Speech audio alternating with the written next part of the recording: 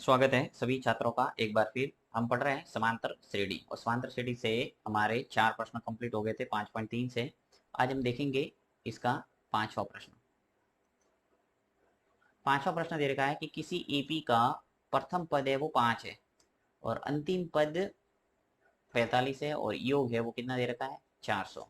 पदों की संख्या ज्ञात कीजिए और सार्व अंतर ज्ञात कीजिए। यहाँ पे आपको एक तो पदों की संख्या यानी n निकालना है, ठीक है, और सार्व अंतर यानी d निकालना है। तो इस प्रश्न के अंदर सबसे पहले हम लिख लेंगे जो जो दे रखा है वो और क्या ज्ञात करना है। तो लेता हूं मैं इसको नेक्स्ट पेज पे और इसको करते हैं सॉल्व। ये मैंने प्रश्न ले लिया। सबसे पहला मेरा काम है वो मैं यहाँ से निर्धारित कर लूंगा सभी कि इसके अंदर क्या क्या दे रखा है। लाइन खींच लेते हैं बीच में ताकि अपना सवाल है वो इजीली हो पाए। चलिए यहाँ पे मैं ले लेता हूँ, यहाँ या फिर प्रश्न अनुसार लिख सकते हैं यहाँ प्रथम पद, ठीक है। प्रथम पद ए कितना दे रखा है, देखिए प्रथम पद है वो कितना है हमारे पास 5। ये 5 है वो प्रथम पद है तो ये लिख लिया मैंने 5। फिर दे रखा है मुझे अंतिम पद, तो यहाँ लिख लेते हैं अंतिम पद। अंतिम पद को हमेशा किससे लिखेंगे, या तो एल से लिखेंगे या ए एन से लिखेंगे, ये आपको ध्यान रखना है। तो ए एन आ जाएगा हमारे पास 45। और योग, योग को किससे लिखते हैं एस एन से, तो यहाँ लिख लेता हूँ योग। योग दे रखा है ब्रैकेट में लिख लो एस और एन। ये कितना दे रखा है हमारे पास 400। ये प्रश्न में दे रखे हैं 3 बातें। पूछा गया है पदों की संख्या, एक तो पूछा है पदों की संख्या और एक पूछा है सार्व अंतर। तो यहाँ लिख लेता हूँ पदों की संख्या, पदों की संख्या। अब पदों की संख्या को n से लिखते हैं इसलिए n लिख के प्रश्नवाचक चिन्ह लगा दो कि ये हमें ज्ञात करना है।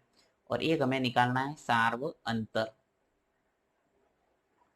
सार्व अंतर को d से लिखते हैं तो d लिख लो, एक हमें ये ज्ञात करना है। 2 बातें ज्ञात करनी है और 3 हमें दे रखे हैं, ठीक है। तो अब सबसे पहला काम आपको ये ध्यान रखना है कि जब भी पदों की संख्या निकालना है तो आपको हमेशा सूत्र कौन सा लगाना है ए एन वाला, यानी ए एन वा पद निकालना का सूत्र जो है हमारे पास ए एन बराबर ए प्लस एन माइनस 1 और डी। तो उससे हम एन इजीली निकाल सकते हैं। तो यहाँ सूत्र लगा देता हूँ कि ए एन बराबर होता है हमारे पास ए प्लस एन माइनस 1 और डी।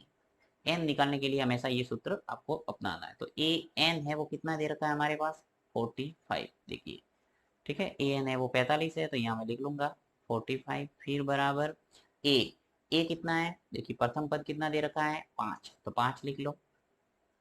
फिर प्लस ब्रैकेट के अंदर एन माइनस 1 है, ऐसा का ऐसा रहेगा क्योंकि एन तो हमें निकालना ही है, एन हमारे पास नहीं है, देखिए ये प्रश्नवाचक चिन्ह लगा हुआ है। फिर डी, डी भी हमारे पास नहीं है, डी भी हमें निकालना है, तो डी भी एक बार ऐसा का ऐसा रखो।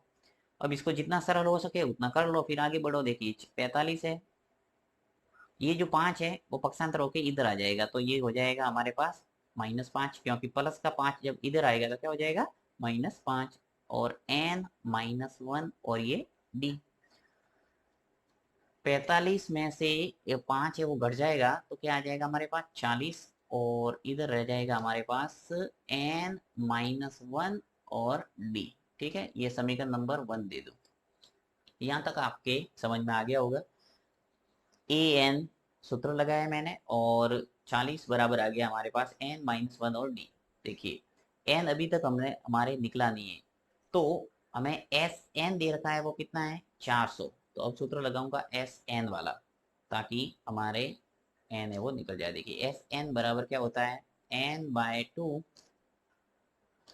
ए प्लस ए एन। आपको मैंने जो योग वाला सूत्र है वो 3 तरीके से बताया है। एक तो सूत्र n/2, 2a प्लस n-1 और d लंबा सा सूत्र होता है। एक होता है a प्लस ए एन, यानी प्रथम पद प्लस अंतिम पद को जोड़ के n/2 का गुणा करना है तो भी आपके n पदों का योग है वो निकल जाता है। तो इस सूत्र की सहायता से हम देखिए निकालेंगे n। देखिए कैसे, एस एन है वो मेरे पास कितना है 400, तो लिख लो 400।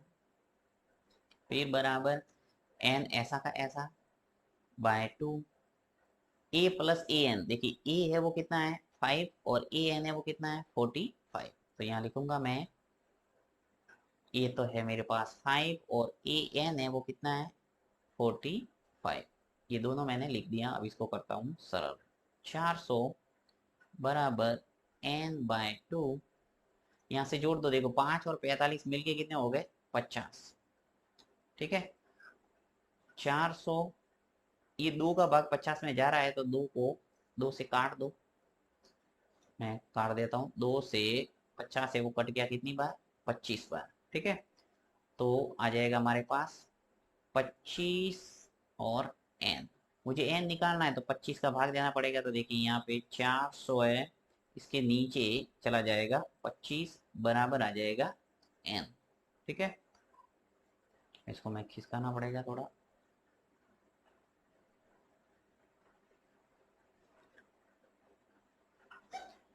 अब 400 के अंदर जब 25 का भाग देंगे तो हमारे पास आ जाएगा n। तो यहाँ से मैं n फाइन कर लेता हूँ। देखिए 400 के अंदर 25 का भाग कितनी बार जाएगा 16 बार, तो आएगा 16 बाय बराबर n, यानी n का मान है वो हमारे कितना आ गया 16। ठीक है, वापस चलते हैं प्रश्न पे। देखिए क्या दे रखा है हमें, एक तो n निकालना था जो पदों की संख्या, तो पदों की संख्या हमारे कितनी आ गई 16। और सार्व अंतर पूछा है d, तो उसके लिए हमें क्या करना पड़ेगा, समीकरण 1 के अंदर मैं n का मान है वो रख लूंगा। तो यहाँ से देखिए समीकरण 1 है वो क्या है मेरे पास, समीकरण जो 1 है वो है हमारे पास 40 बराबर n-1 और ये d। ठीक है, तो 40 ऐसा का ऐसा बराबर n है वो मैंने निकाला है 16, तो आ जाएगा यहाँ पे 16 - 1 और बाहर है वो d। 40 बराबर 16 में से एक गया था क्या बचा 15, और ये आ जाएगा d।